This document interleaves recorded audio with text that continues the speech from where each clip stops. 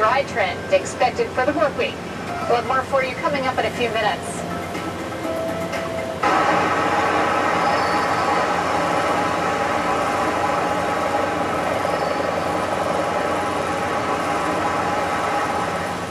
Have you been told you need neck or back surgery? If so, you do have a choice. Call. Your mother just passed away about a year ago, but at the age of 93. 93, and your father is alive at 96. Yep. So did he ever say to you, yes, you really did make the right decision? I'll get high over my head, Ken. If you have spinal stenosis, bulging or herniated disc, sciatica, or other chronic spine conditions, call 1-855-667-BACK now for your free MRI review. Thanks to a less than 1-inch incision, you'll be up and walking within hours of surgery, so you can get back to your life.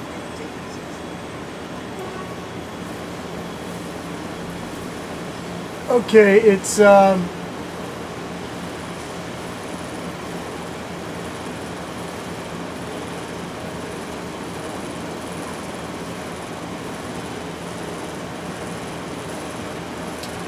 it's May 6, 2018 at 10:28 a.m. Once again, it's May 6, 2018 at 10:28 a.m. We're looking out of the windows of 255 West 43rd Street in Manhattan, looking direction northwest at the twin chimneys operated by John's Pizzeria.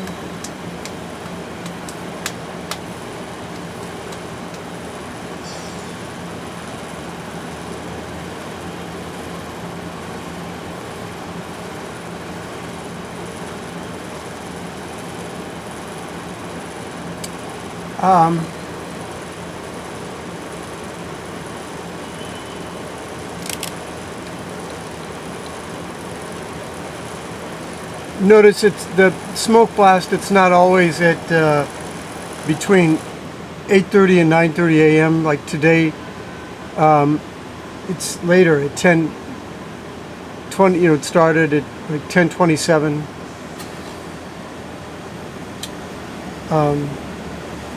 So I'm going to take my cell phone out and videotape this.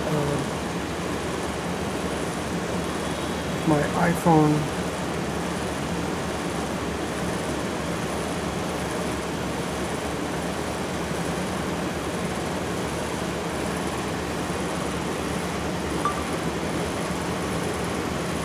Okay, I'm going to play New York 1.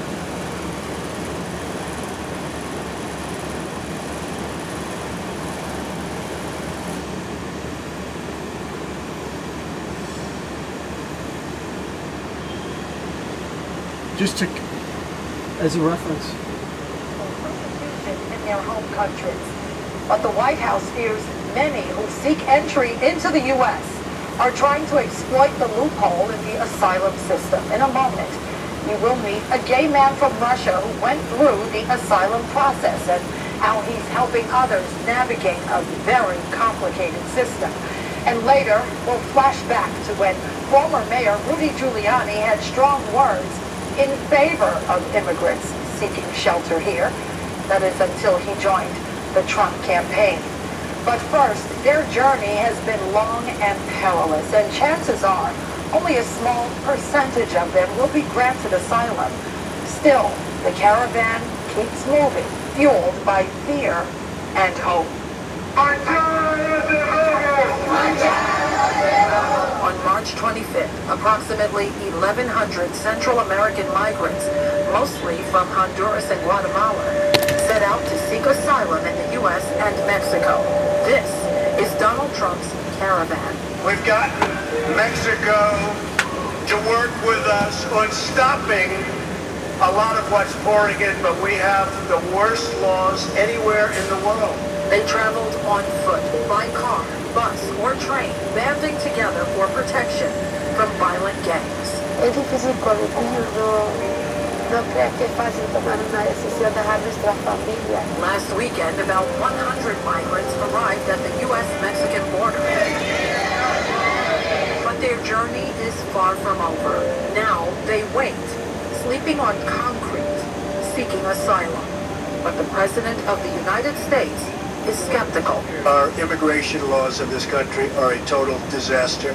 They're laughed at all over the world. There are more than 70,000 Hondurans and Guatemalans living in New York City. Is it a fine day for a rally? On May Day, protesters hit the streets in honor of the migrants seeking asylum. There's definitely a fear of being separated from your family and put in these detention centers that we know that have a lot of human rights violations.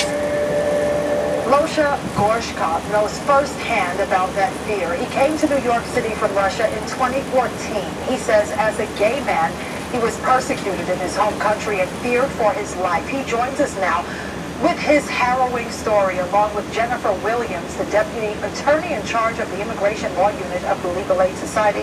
Thanks to both of you for being here. So you came here from Russia in 2014, and you told immigration officials that you feared for your life. Explain why. I was persecuted by federal security services, and the law against propaganda of non-traditional values was passed in 2013.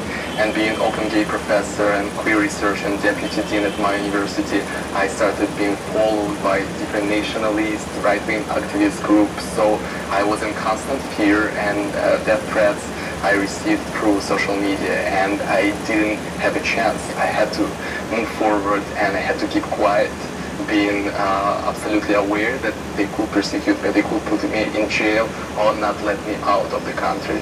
So it was a lot of physical and mental and very stressful time for me. Right, so you sought asylum starting in 2014. How long did the process take? Oh, it took me 2.5 years to get to asylum interview. I got it last year in January 2017 and got approval in 2 months. So it's been quite a long time. Ms. Williams, that's a long time.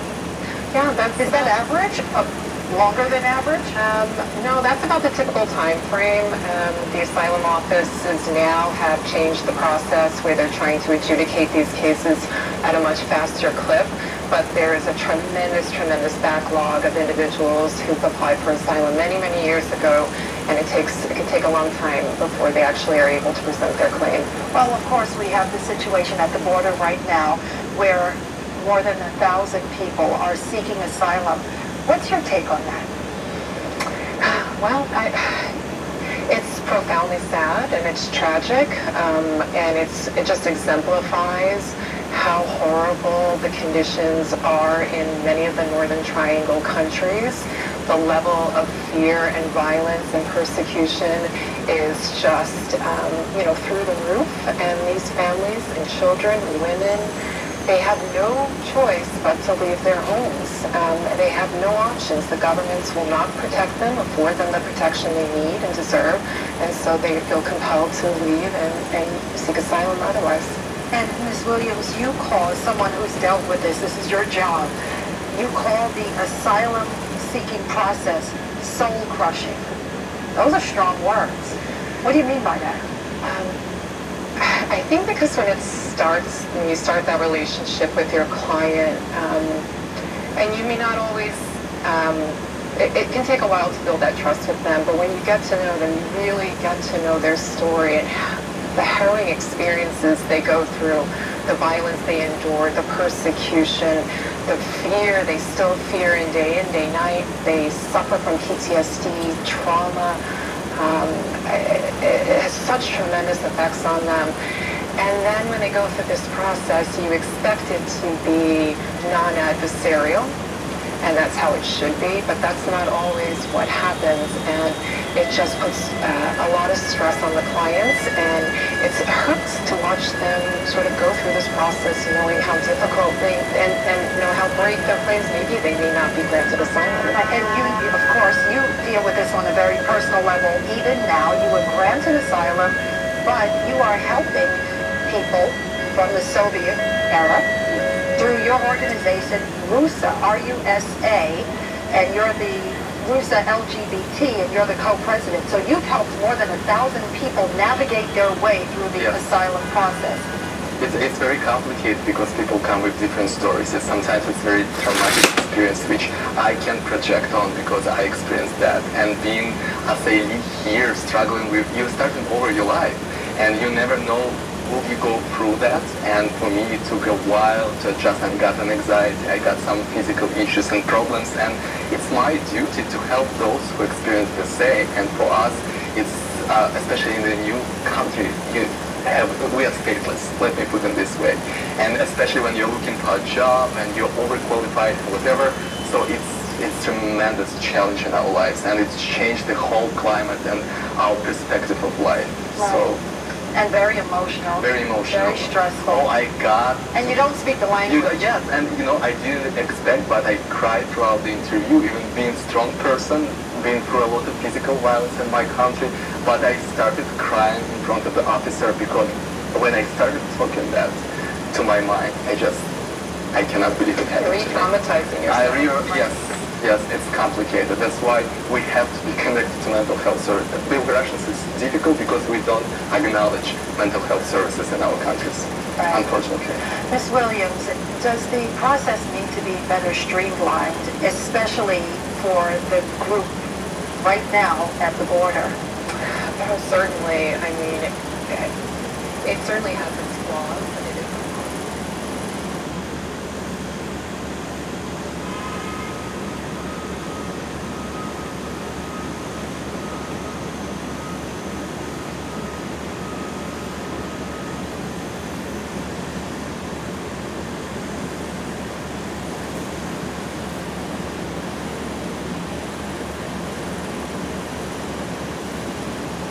Okay, I got the problem with the screen just fell down. I have to pick it up.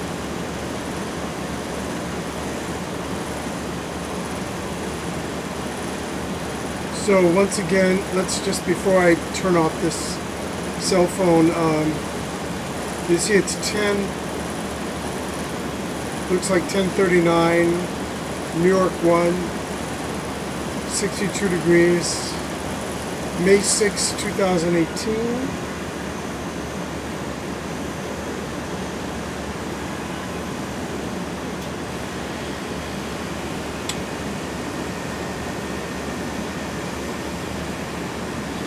Let's see. No, it's 10:39. 10:39 a.m. 62 degrees. And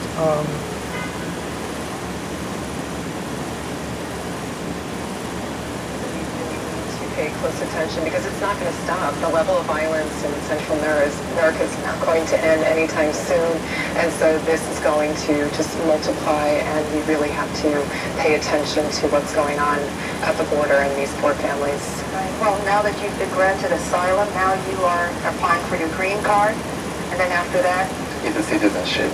It's still a long way to go, but at least it's exciting because you already feel yourself grounded a little bit, because before you're in limbo, you don't know, you cannot go back in any terms to your home country, and you have to get used to new environment. And I'm enjoying New York City and America, and I still have a lot of hopes in the United States. Well, New York City is where it's at. Yeah. Thank you for sharing your story, and thank you, Ms. Williams, for your time. Just ahead on In Focus, seeking asylum or breaking the law. When we come back, we'll have two very different views. The chair of the City Council's Immigration Committee, Carlos Menchaca, and State Assemblywoman Nicole Malliotakis.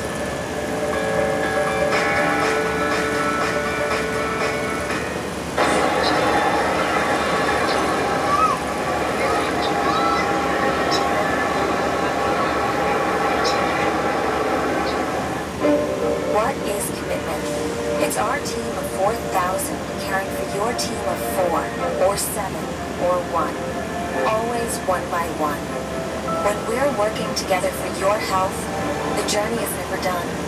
Within our family, we believe that healthcare begins in the community, provided with dignity, compassion, and respect. We know no other way. Fidelis Care. Here today, here tomorrow. Here to stay. 1877 Cars for Kids. KARS Cars for Kids. 1877 Cars for Kids. Donate your car.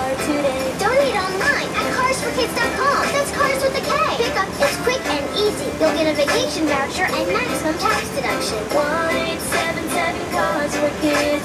Donate. Also accepting boats, motorcycles, RVs, and real estate donations. Hablo español. Y Spanglish. Hago copilas. We love to dance. Bailemos por. Muévelo, muévelo, que tiene la azúcar abajo. I love to hug. We love squeezing people. ¡Huepa! Tell the strangers. The more the merrier. LA. We don't RSVP. I love to cook, but to eat, that's much better. Pura vida. We love food. Qué bacán. I am a proud Latino. To be a Latina. Yo soy de ser Latino. In New York, Latinos are one.